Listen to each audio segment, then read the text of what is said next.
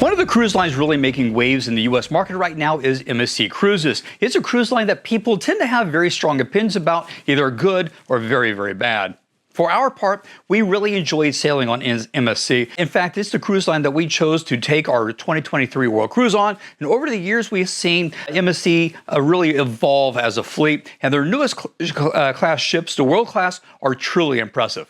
And MSC World America, along with her sister ship, the World Europa, is among the largest cruise ships in the world. These ships feature LNG propulsion, they have onboard district neighborhoods, and a lot of entertainment designed for the U.S. market, all while still keeping that European vibe. Hi, I'm Jan. And I'm Tracy, and we recently completed a 7-day Eastern Caribbean cruise aboard MSC's newest ship, the World America. And not only did we get to sail on the ship for the first time, but we also got to stay in the MSC Yacht Club, which is their ship in the ship concept. Now, we always say that cruising is a very personal experience, and we understand that two people can sail on the very same cruise and walk away with different impressions. So today, these are just our impressions from 1 week on the MSC World America. And what we're going to do is walk through several categories, and then we're going to wrap up with the 3 things that we really loved about this cruise and the 3 things that we think MSC could have done a little bit better with. Yeah, and the categories we're going to cover are the embarkation, the ship, our cabin, the service, the food, the entertainment, MSC's private island, which is Ocean Key, and the overall experience in the yacht club. For our cruise, we sailed out of the brand new MSC Cruise Terminal AA at the Port of Miami.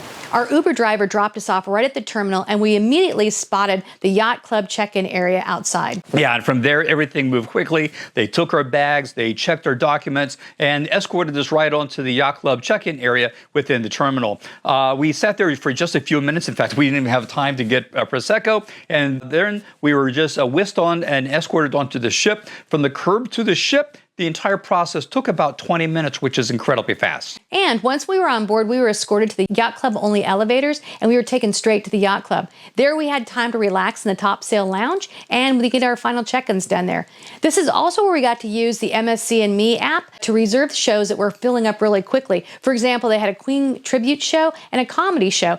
And there was also a concierge in the yacht club area that helped us secure all of our reservations for dining, anything we wanted to do. Yeah, overall, the embarkation process was extremely smooth, although it's fair to say a lot of that was because we were actually yacht club guests. And because we were in the yacht club, we got to do priority embarkation, and that gave us more than enough time to eat lunch in the yacht club restaurant and then explore this beautiful ship.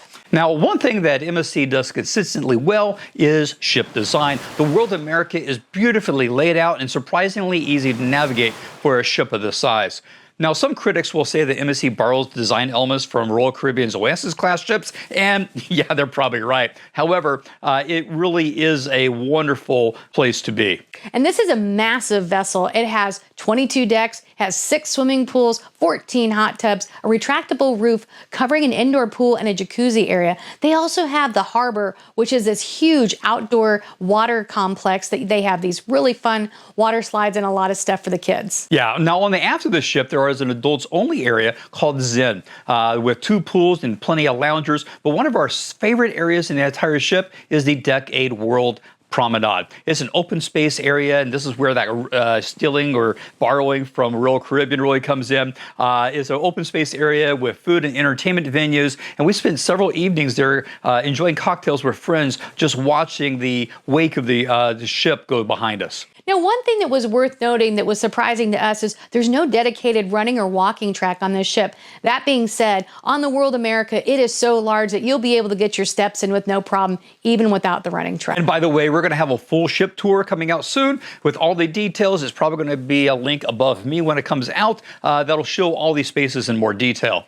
And another thing we liked was our room. So we stayed in a Deluxe Yacht Club balcony cabin, and overall it was really nice. The design reminded us a lot of the suites on Explorer Journeys, both in the layout and the color palettes. And that does make sense because MSC is the parent company to Explorer Journeys. Yeah, and the bed there was absolutely really comfortable. There was a really good sized, generously sized balcony. And what's really cool is all the Yacht Club cabins, to include those interior cabins that you have in Yacht Club, the yacht clubs on the newer ships, they all come with a dedicated butler and a junior butler or a room attendant. Our cabin also received twice a day cleanings, which really also included your evening turn down.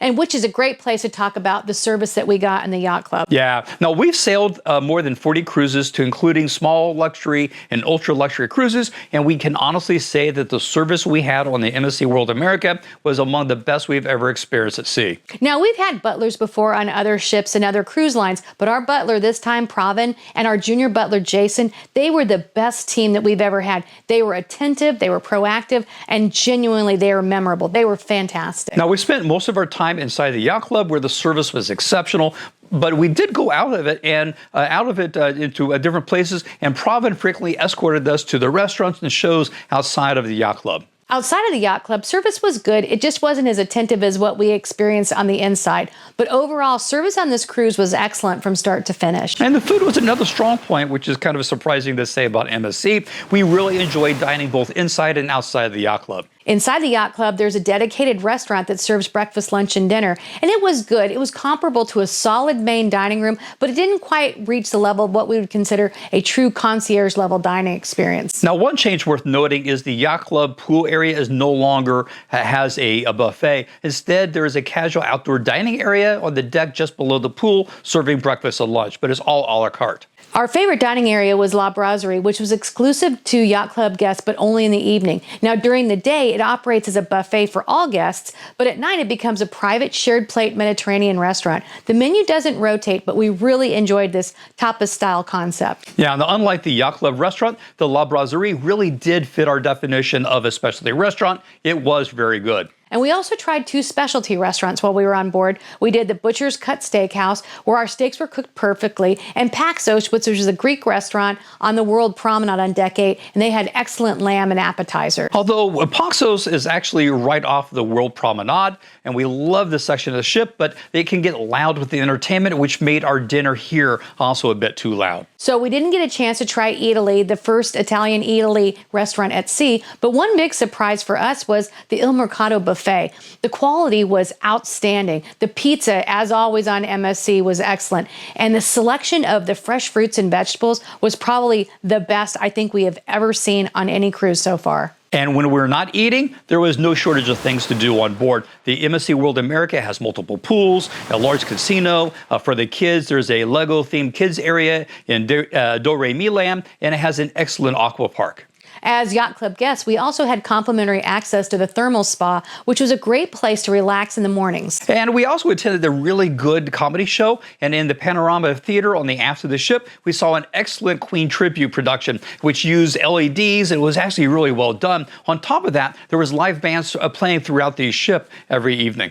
Now, the Yacht Club itself has its own pool and jacuzzi, but we did feel the pool area on this ship was too small for the number of Yacht Club guests that were on the ship. Another thing that's great is the World America has its own speakeasy. Now, we're not supposed to tell you where it is, so we're not going to do that. But if a crew member gives you a coin, you can use it to get access to an exceptionally fun evening. But keep in mind, your drink package does not work in the speakeasy, and the drink prices, they are kind of high, but it's more than worth it. Especially when you realize the drinks you get really are not your run-of-the-mill cocktails. They really are nice. Then there is our favorite highlight of any MSC Caribbean cruise, and for this, that is the Ocean Key, which is MSC's private island, and this visit was no exception. So there's a dedicated Yacht Club area on the island, including a private beach restaurant, which we really appreciated. We also love that your drink package works on the island, something that we're finding is not always the case on other cruise lines' private islands. And since we did our tour of the Ocean Key, you can see that above me here, there is now a second beach that is there just for Yacht Club guests, which the waves and the surge of the ocean isn't nearly as strong as it was at the original Yacht Club beach. So beyond the Yacht Club area, Ocean Key has plenty of beaches, along with paddleboarding and other water activities, making a great port day overall. However, you need to understand that Ocean Key does not have the water park type experience that other lines have at their beach resorts. So we've sailed in the Yacht Club multiple times because we genuinely believe it offers one of the best values at sea. MSC does the ship-in-the-ship concept extremely well. And part of that is what you get with the Yacht Club. Yacht Club guests receive complimentary internet for 2 devices per person. You get the premium drink package, which is usable throughout the ship, with the exception of the speakeasy, including specialty coffees and complimentary access to their thermal spa. Also, you get priority embarkation and disembarkation, private dining, a private lounge, and a private pool area, and an exclusive area in Ocean Key. So these are just our observations of each of these categories. Now let's talk where these 3 things that we really liked about MSC and those things that we thought that they could have done a little bit better. And we're going to start with the 3 downs. And the first thing we wish that the Yacht Club would have done a little bit better is the Yacht Club's outside areas. We were really disappointed by the very small pool and only having 1 yacht tub. It doesn't come close to the experience we've had on our previous Yacht Club experiences. Our second down was a Yacht Club restaurant. While the service was outstanding and the menu rotated with lots of variety, it's just not as good as we've seen on other concierge level private restaurants. Now, finally, the lack of a dedicated jogging track was disappointing, especially when the gym also is very, very small with very few cardio machines. So it just so small that you don't have a place to do that on such a large ship. But what did we really like, Tracy? Well, our first big positive was crowd management. The ship was sailing at just over double capacity, around 5,600 passengers, yet we rarely felt crowded, even outside of the Yacht Club. And I'm going to interject here. This perhaps is our biggest surprise. MSC ships are usually very, very busy outside of the Yacht Club. But every time we went to a show or we went to the back of the ship or one of the other venues, we actually just kept on asking ourselves, where was everyone? In fact, this really kind of made our second best up even more enjoyable. And that second best up is the variety of the different venues. Each of them had their own theme. They were really well laid out and really felt comfortable. There's places you wanted to be there. And examples of that are places like the Elixir Mixology Bar, the Sports Bar, and just walking through the World Promenade and the World Galleria. And the final up was the Yacht Club experience itself. The service was impeccable this time. We spent a lot of time in the top sail lounge. We got to enjoy live music. We had afternoon tea up there and incredible views from the front of the ship. Yeah, overall, we absolutely loved this ship. In fact, on the very first night on the cruise, we booked another Yacht Club sailing, this time on the MSC World Asia, which launches in 2027. So, Trace, who do we think the MSC World America is best for? Well, honestly, almost everybody. Even if not in the Yacht Club, there's a great nightlife, there's excellent bars, there's a fantastic kids space, and there's adult-only areas like Zen. And for those people who want something more exclusive and still a good value, the Yacht Club really does deliver. Speaking of delivering, watch this video to join us on another adventure. And as always, keep on traveling.